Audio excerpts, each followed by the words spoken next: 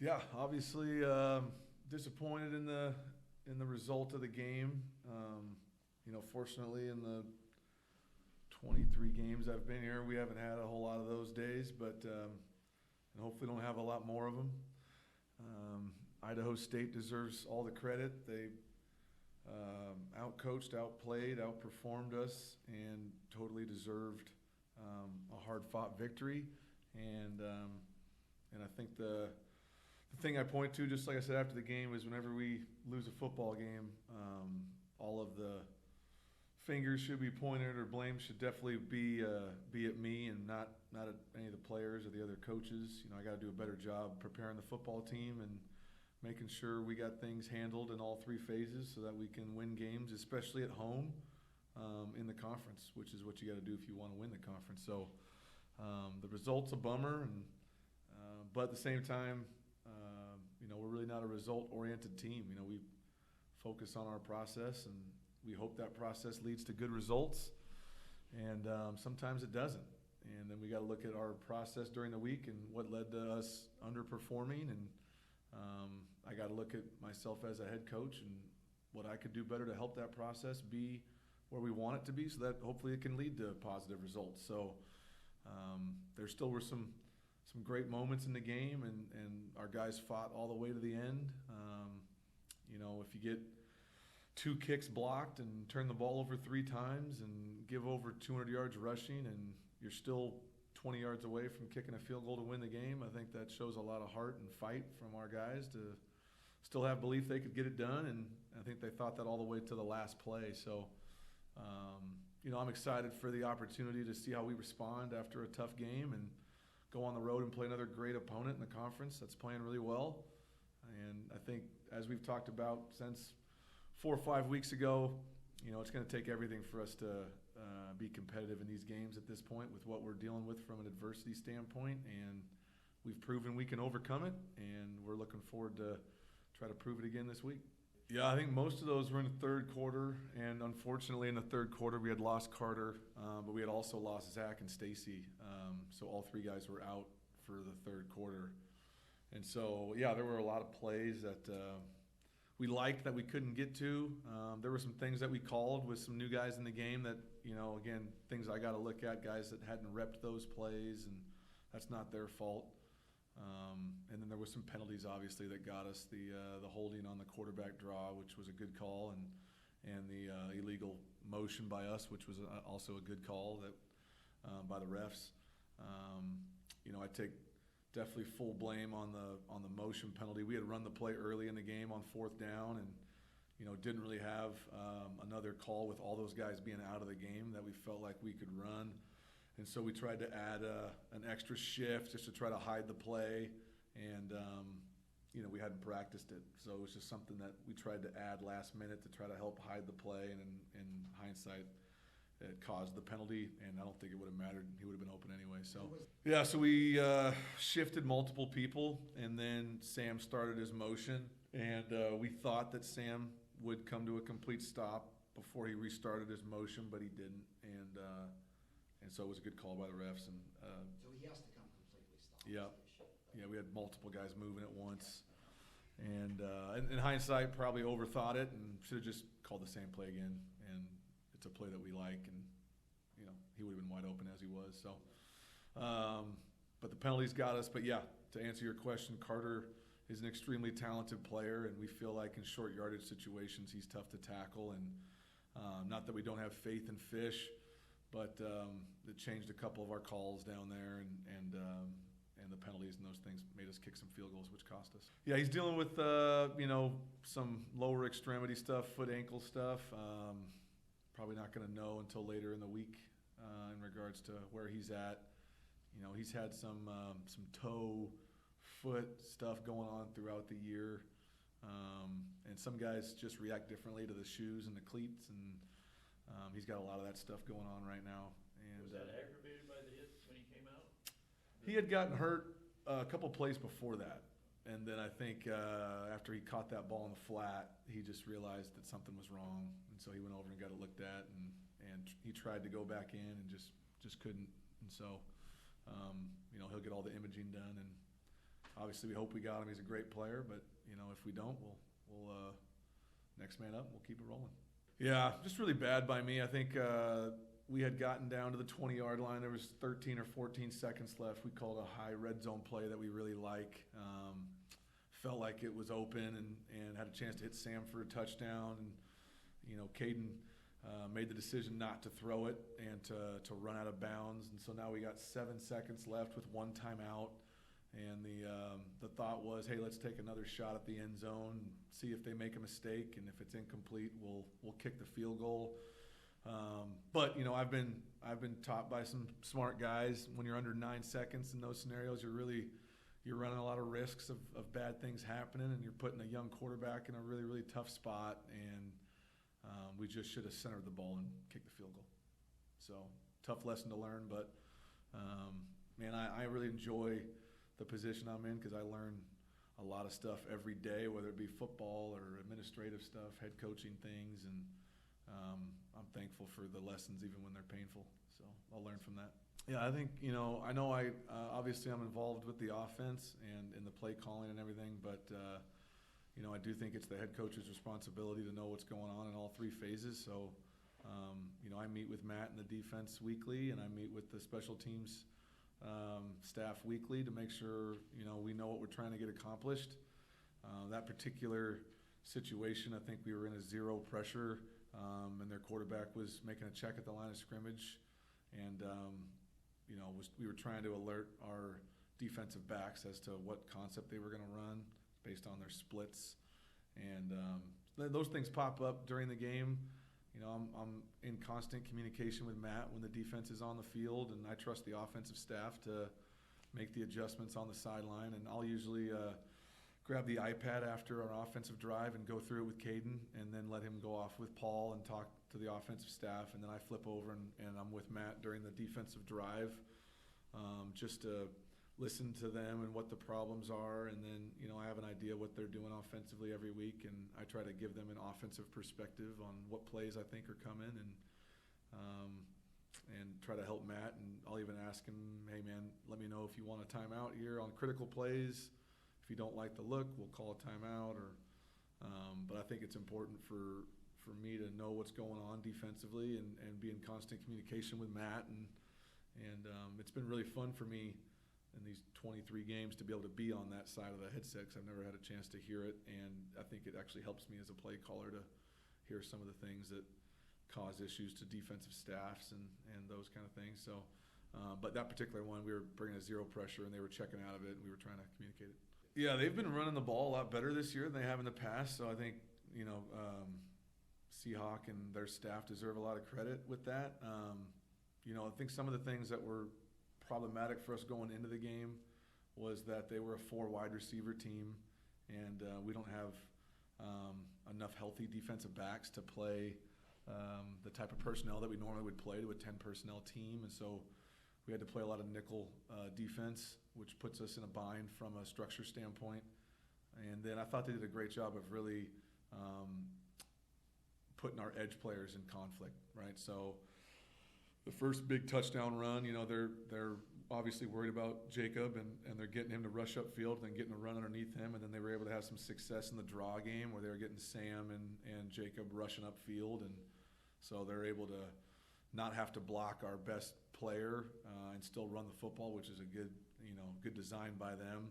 And took us a little bit too long probably to adjust to that. And once we did, we had more success. I think after the early struggles in the game, the defense did a great job of making some adjustments. I think they held them to 10 points after the first 3 drives. So, but their initial designs of getting the edge players in conflict, and even I think the big play of the game was it was 2nd and 16 on their own 4, and they ripped off an explosive run and got Sam and Trent out of a gap, and good design by them. And so I think there's if you ask the defensive players and coaches, I think they would say there's some things they feel like they could have controlled and done a better job of. And then there were some things schematically they did a great job of preparing us, and that's what good teams in this conference will do.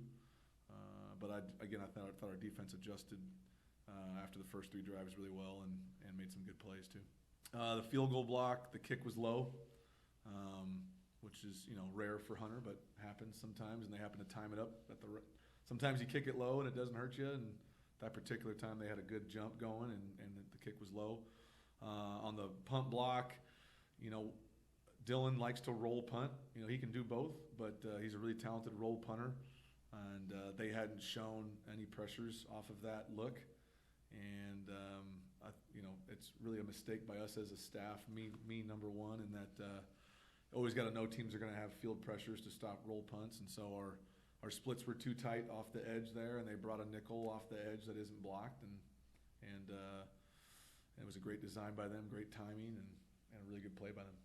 Yeah, I think tough scenario for a young guy to take 2 weeks off and not play, and then again, for that position, you're going to always look at the 5 or 6 plays a game that don't go your way. I think he's had a handful of plays every game that he wants back, and I think in a close game they show up a little bit more. I thought the first interception was more of a design issue by us. They brought a zero pressure, and we were in empty, and so he had to throw the ball hot, and the ball got batted up in the air, and the interception to lose the game there at the end to end it was just a young guy, not understanding the situation, and those are things we work on all the time. But as I told him after the game, those are things we can't coach. You got to go through them. You got to make those mistakes in game and learn from them. And I wish I could create that type of anxiety and pressure on a Wednesday practice when we do our 2-minute drill. But I think the valuable lesson he'll learn from that is it's time versus yards. It's not you versus Idaho State.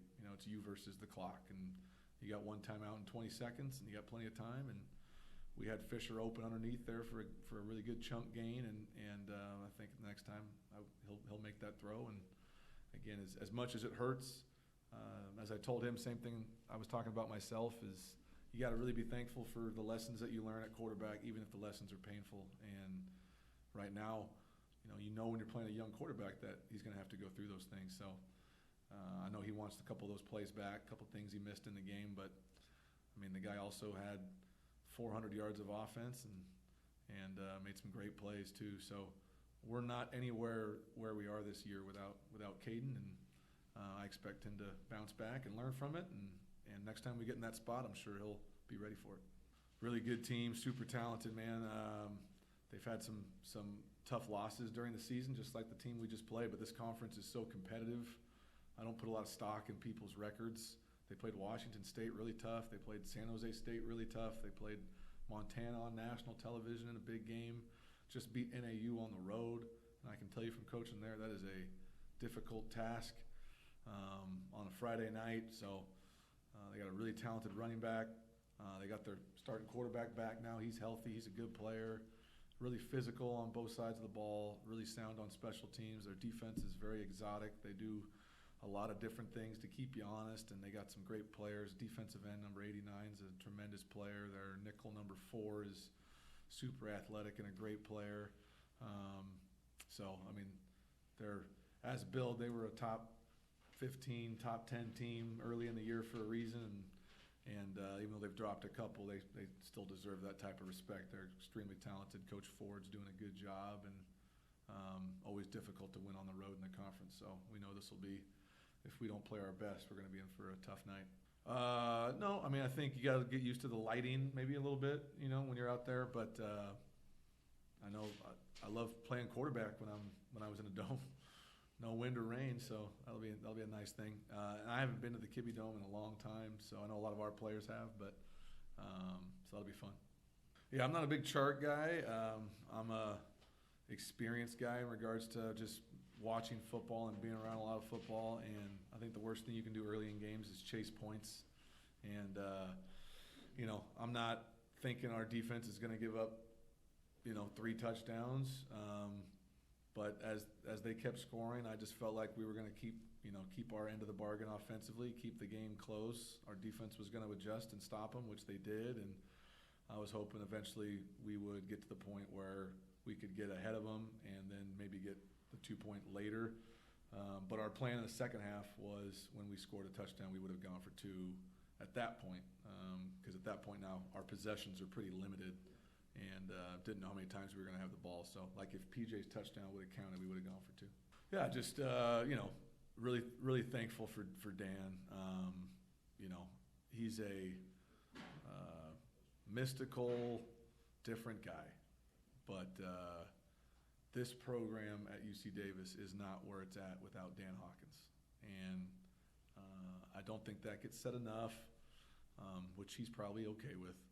But Kevin Blue and Dan Hawkins deserve a tremendous amount of credit for the work and sacrifice and time they put in starting in 2017 to get this place where it is now, that facility and where we're at from just the revenue and the finances and what we're trying to do with nutrition and a lot of these things, they don't happen without Dan. And so it's just great to see him and give him a big hug and tell him I love him. And I'm always thankful for him because he was a champion of mine and was always very vocal in supporting me and helping me in my career.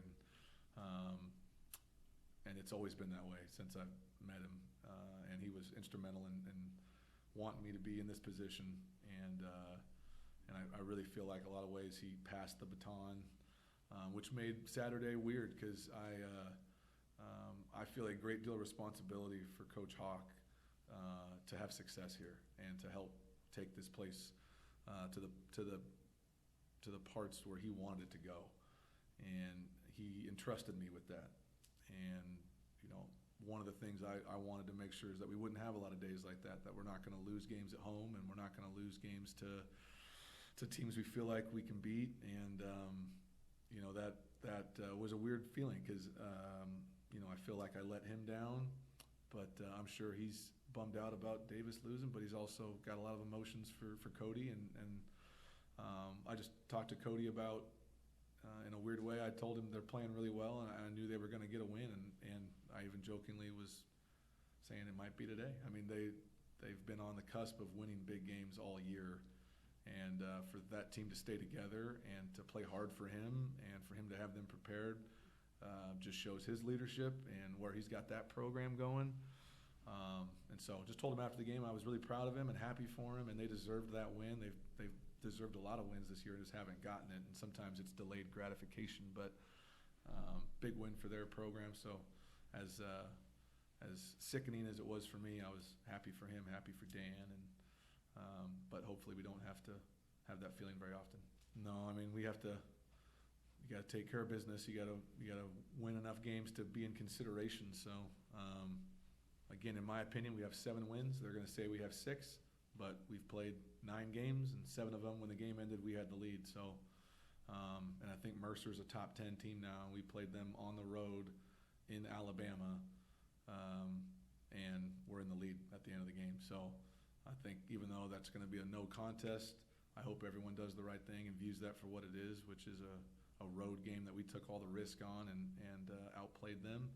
And then, in my opinion, I think you have to win 8 games to get into the playoffs.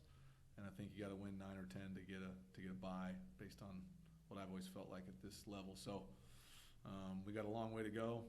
We got really difficult games coming ahead, but our focus is figuring out a way to go up to Idaho and beat a really good team on the road and take it 1 week at a time. But we got to improve our process. We got to improve our Sunday to Friday if we feel like we have any chance of making this Saturday better than last Saturday. So. But man, I'm super excited for that in probably a weird way. But I love this team. I'm really proud of them, and I was telling the staff and team today that I have not looked more forward to a week probably as a head coach than this week to see us bounce back and see what we got. And we're down a lot of players, down a lot of bodies, and lost a bunch of other ones in the game. And it's one of those years. It's just very strange the amount of players we're losing, but I still think this team has the ability to play its best football, and we haven't done that yet. So I'm looking forward to seeing if we can get there this week. I think the big mistake that you can make as a leader, especially after a loss, is to feel like you got to change everything. I think that's a sign of panic and a sign of lack of trust. When in reality, I've always felt like after tough moments, that's when you want to really hone in on what you are doing well. and areas where you can do it better. So I don't think we're going to change who we are or what we do. I think we're just going to do what we believe in better. And that's how we prepare and how we practice and how we care about each other and how we play winning football. When I got hired here, I said, in my opinion, most teams lose games. They don't win them, and we've done a really good job here over these 23 games of playing winning football. And Saturday we played losing football, and that was probably the most disappointing thing. Our keys to the game, we didn't do what we talked about during the week as a staff and as players, and we haven't had to face that very often. But again, Idaho State was the reason that we didn't hit those keys, and so we'll look at our process of how we prepare for our opponent, but also how we prepare ourselves, and let's just do it better and get back to our standard of what that looks like, because we know that if we do that, it can lead to good days.